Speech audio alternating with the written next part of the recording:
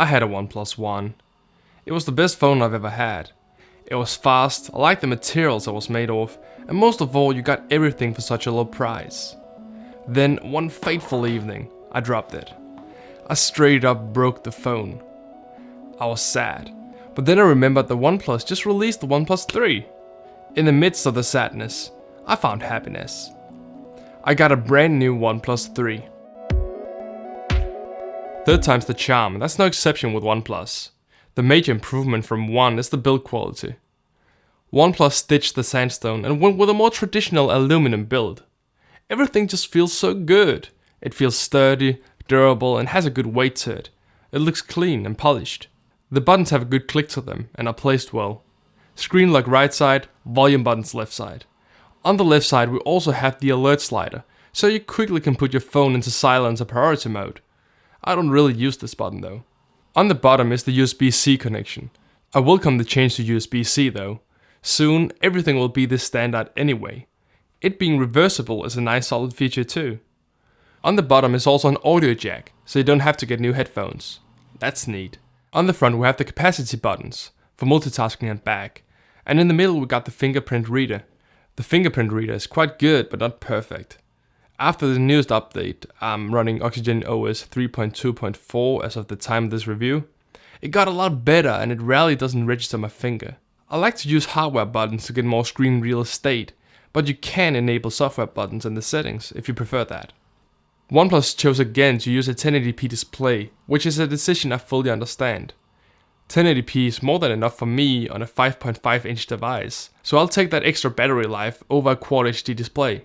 The screen is Gorilla Glass 4, which means it's very sturdy, and it's an AMOLED screen, which means that it's very contrasted and very saturated, which looks great, but the automatic adjustment of the brightness could use a tweak or two.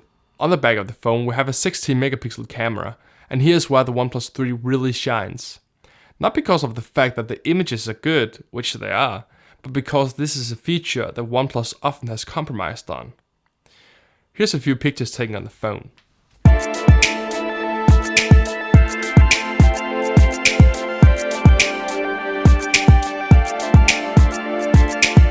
And this is video recording on the OnePlus 3. And this is the back camera filming in UHD 4K video while I'm pushing my skateboard. The camera and the 3 also have optical image stabilization, which is great for taking pictures in low light and makes your video recordings more steady. The camera isn't better than the new Samsung or iPhone, but for a 329 pounds phone, this is really impressive. On the front sits the 8 megapixel camera, which is good enough for your Snapchat adventures. OnePlus 3 is running OnePlus's own Oxygen OS that's built on top of Marshmallow, and besides a few added features, it pretty much feels like stock Android. I like the pure experience of the Nexus phones, and Oxygen OS is just that close to giving me that, so for me this OS is almost perfect. Now, I'm a power user. I use my phone everywhere all the time. I need a good battery. It's an absolute essential to me. The OnePlus 3 easily lasts me a full day and often more than that, but what's amazing about this phone is dash charging. Dash charging has simply changed how I charge my phone. Before I would charge every night. Now I charge while I take a shower in the morning. When I get out of the shower, I've gotten a decent 40% charge more than what I had. Preparing, eating and cleaning up breakfast gives me another 35%.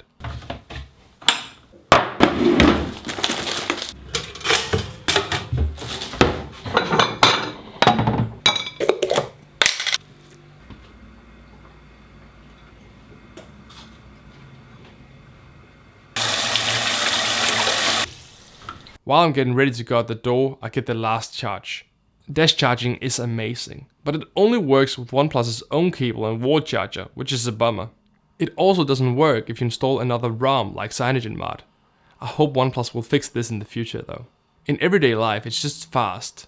The screen's great. Build quality is amazing for the price. And it has 6 gigs of RAM. 6 gigabytes of RAM. There really isn't a whole lot of compromises on this phone. The few issues I've pointed out can be fixed in future software updates. And this time around I hope OnePlus will do a better job of keeping us updated. Having the newest update on OnePlus phones isn't always guaranteed, But this time around we only have the OnePlus 3, instead of last year where we had both the OnePlus 2 and X. And they're also merging the Chinese ROM, called Hydrogen OS, with the Western one, also known as Oxygen OS. They're narrowing down their focus to one phone and one OS, which should make a better update experience for us OnePlus 3 users. If you have a OnePlus 2, X or 1, I guess you're out of luck. But yeah, it's great. If you need a phone where you get the most value for your money, go buy it.